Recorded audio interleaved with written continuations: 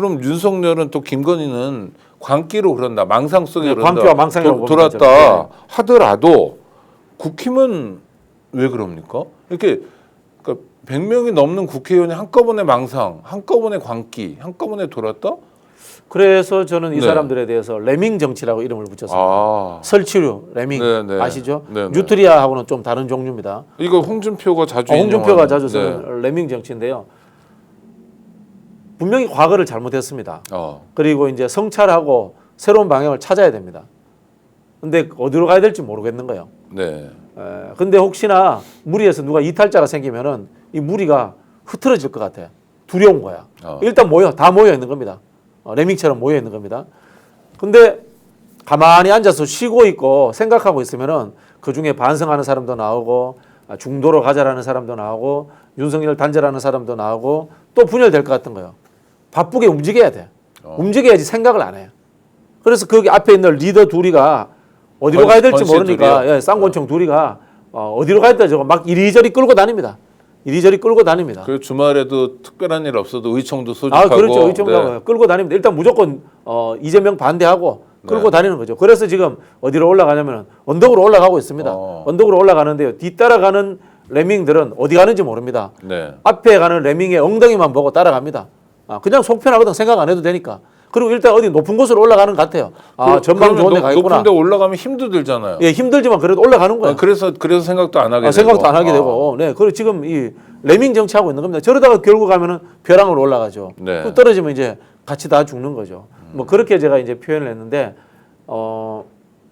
첫 번째는 금방 말씀드린 것처럼 어디로 가야 될지 모르는 거예요.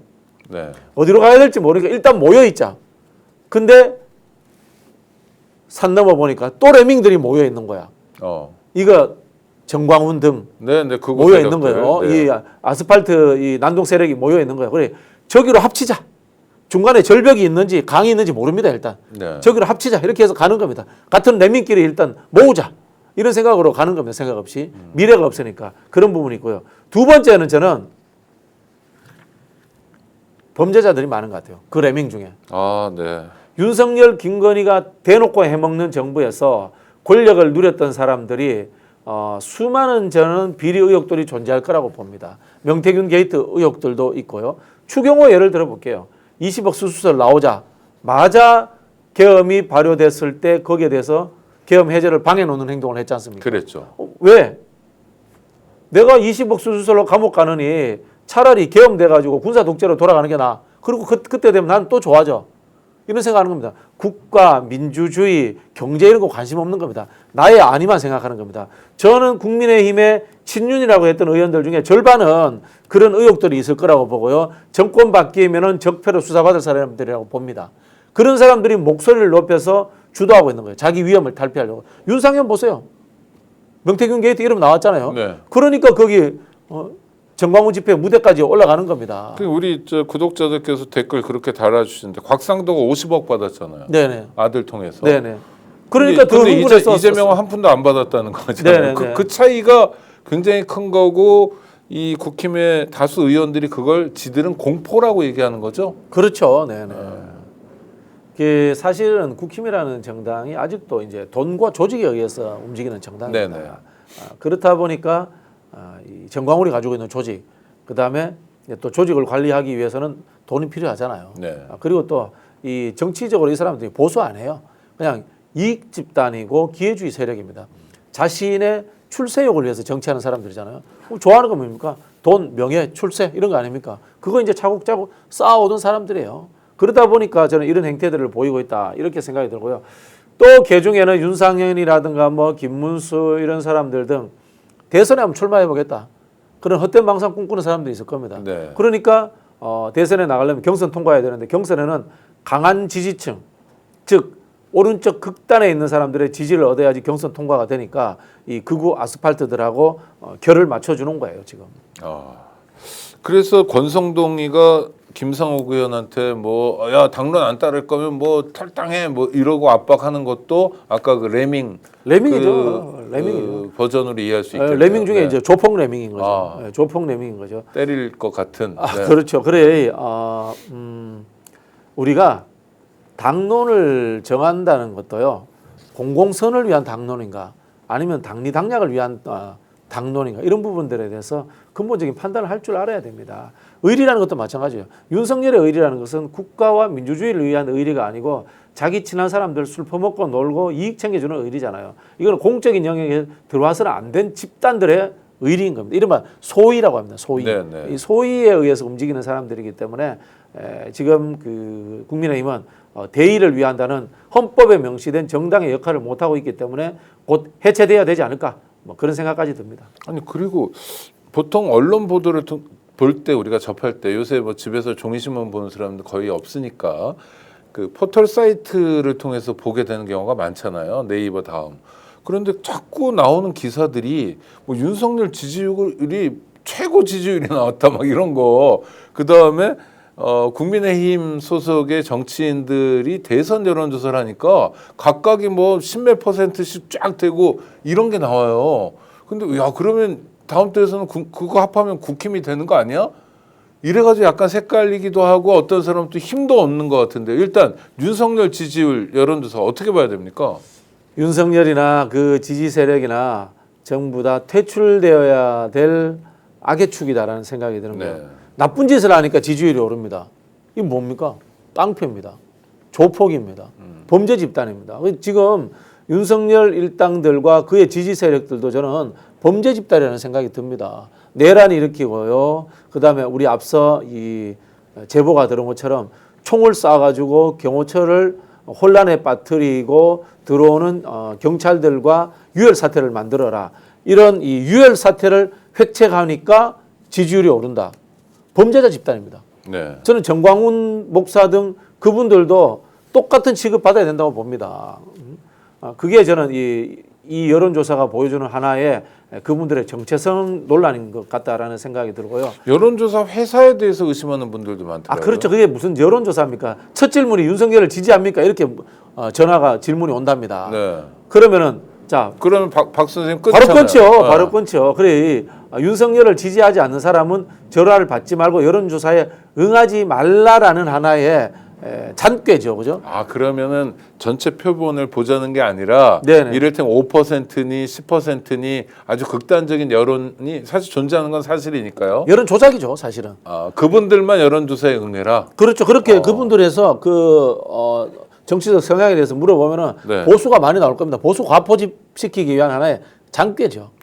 네, 그렇게 해서 실제로는 이제 여론조사 문항 자체에서 좀 조작이 있었다라고 보여지고요. 그럼 그런 거를 보도하는 언론들은 데일리안 뭐 이런 데서 많이 보도하는데 극우 언론 이렇게 그 봐야 언론들은 되나요? 네. 여론조사 회사와의 관계에 대해서 조사해봐야 됩니다. 네. 특히 이제 무료로 여론조사 회사에 자료를 받아서 보도하는 경우에 그 여론조사 회사가 의도가 있어서 그런 것 아니겠습니까? 네네. 그런 경우에는 저는 조사해 봐야 된다고 봅니다. 명태균이 그런 거 보여줬잖아요. 명태균하고 특정 언론사가 여론조사를 같이 했는데 특정 언론사는 명태균에게 여론조사 비용을 제공하지 않았습니다. 네. 왜? 명태균이 조작된 여론조사를 공급하는 것이 자기 목적이었기 때문에 돈을 줄 필요가 없는 거예요. 언론사 입장에서는. 네. 똑같은 행태들이 지금 벌어지고 있는지 조사해 봐야 된다. 이게 유튜브 같은 경우도 우리 네. 스픽스도 여론조사를 한 번도 못 하잖아요. 사실 네, 비용이 네. 많이 드니까 실제로 하려면. 근데 고성국 TV가 뭐 되게 여러 번을 하고 이런 것도 냄새가 나는 겁니까? 사실 당파적 입장을 갖고 있는 고성국 TV 같은 유튜브가 여론조사를 한다는 것 자체가 넌센스입니다. 네. 그게 당내 선거면 모르겠는데요. 여야의 균형감 있고 진보 보수의 균형감 있는 어떤 모집단을 구성하는 것 자체가 불가능하기 때문에 그건 저는 넌센스다라는 생각이 들고 여론조사가 아닌 거죠. 여론조사가 아니고 제가 보기에는 내부 성향조사 같은데요. 네. 자기들 내부의 성향조사가 아닌가 뭐 이런 생각이 들고요. 지금 여론조사가 잘 나왔다라고 하는 것은 이 프레임 싸움에서 지금 윤석열이 잘하는 측면이 있는 건 사실입니다. 예를 들자면 이런 부분입니다. 윤석열이 한 행위가 내란인가 아닌가 그 여론조사를 하면 됩니까 안 됩니까? 이건 법조인한테 그렇죠. 맡겨야죠. 네. 수사에 맡겨야 되잖아요. 그걸 여론조사하면 어떻게 됩니까? 국민의힘 지지자는 내란이 아니다. 민주당 지지자는 내란이다. 이렇게 해버립니다. 그리고 싸구려 정치 패널들이 여야로 나와가지고 그걸 가지고 싸웁니다. 종편에 나와가지고 그렇게 해버리면은 국민들은 찬반 국면처럼 만들어 찬반 버린다는 국면처럼 거죠. 만들어 버리면 네, 국민들은 호도됩니다. 나는 원래 국민의힘 찍었으니까 나는 이번에도 내란이 아닌 거야라고 갈 거야라고 만들어 버린 겁니다. 그래서 지금 저는 이번에 그 부역하고 그다음에 뇌세포 떼놓고 방송하는 일부 종편과 보도 채널들 정말 반성해야 된다고 봅니다. 스스로 언론인지 아닌지 되돌아봐야 됩니다. 부끄러워할 줄 알아야 됩니다. 지금 YTN, 연합뉴스 뭐 모든 종편들이 그런 식으로 방송하고 있습니다. 지금 법원에서 나온 봐줄 만한 건 JTBC JTBC, 정도. MBC가 제일 잘하더라고요. 네네. 보니까 MBC 같은 경우에는 법학자를 데려다가 해설을 시킵니다. JTBC도 그렇게 하고요. 그렇게 해야 됩니다. 그거는 여론조사라든가 진보 보수 패널에게 물어볼 일이 아니에요. 그거는 정치적 상황에 물어봐야 되는데 법률적으로 유무죄를 다퉈야 되는 것을 왜 정치평론하는 패널들에게 물어봅니까? 저도 사실 뭐 한 번씩 나가긴 합니다만 이거 황당무계한 질문이에요. 그런 질문을 안 하는 게 맞아요. 네. 언론사가 기본이 안 된 겁니다. 이거는. 좋습니다. 명태균 씨가 사실 내란 사태에서 조금 잊혀지고 있는데 어제 뉴스타파에서 아주 중요한 걸 보도했습니다. 그러니까 윤석열의 범죄를 또 입증할 만한 건데 명태균, 김건희, 윤석열 카톡을 입수했다고 그러는데요. 네, 아마 검찰에서의 조사 보고서가 뉴스타파에서 입수한 것 같아요. 네. 입수한 것 같은데 한 4차례 정도 여론조사를 하고 난 뒤에 김건희가 명태균에게 뭐 충성이라고 했나요? 감사합니다. 뭐 이런 뭐 문자를 보냈다는 거 아닙니까? 네. 결국은 경선 때부터 윤석열이 명태균에 의존해서 후보가 되었다. 즉 명태균의 여론조사 의혹이 정확한 사실로 밝혀지면은 윤석열이 국민의힘의 대선 후보가 된 것 자체가 조작이다. 이렇게 이제 결론이 나는 거죠. 네. 네, 그러면 어떻게 되겠습니까? 윤석열은 뭐 더 큰 내란죄를 지었으니까 그걸로 감옥 가면 됩니다만은 국민의힘 해체해야 됩니다.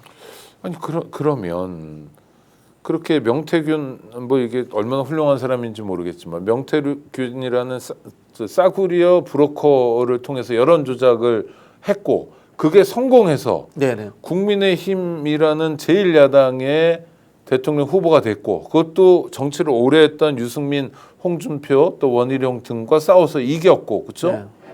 게다가 여당과 싸워가지고 대통령 자리까지 꿰찼다면 우리 정치 이거 되게 취약한 거 아니냐? 정치권에서 퇴출돼야죠. 최소한의 도덕성도 갖추지 못하고 있고 국민의힘이요? 정당 자체가 너무 이제 허약해진 것 아니겠습니까? 이게 사실은 저는 이제 2016년 박근혜 탄핵 이후에 국민의힘에서 이른바 보수 적통 박정희 계열이죠. 쉽게 말하면 네. 군사 독재 계열입니다. 그게 우리나라의 보수 적통이었던 것도 사실입니다. 그건 인정해야 됩니다.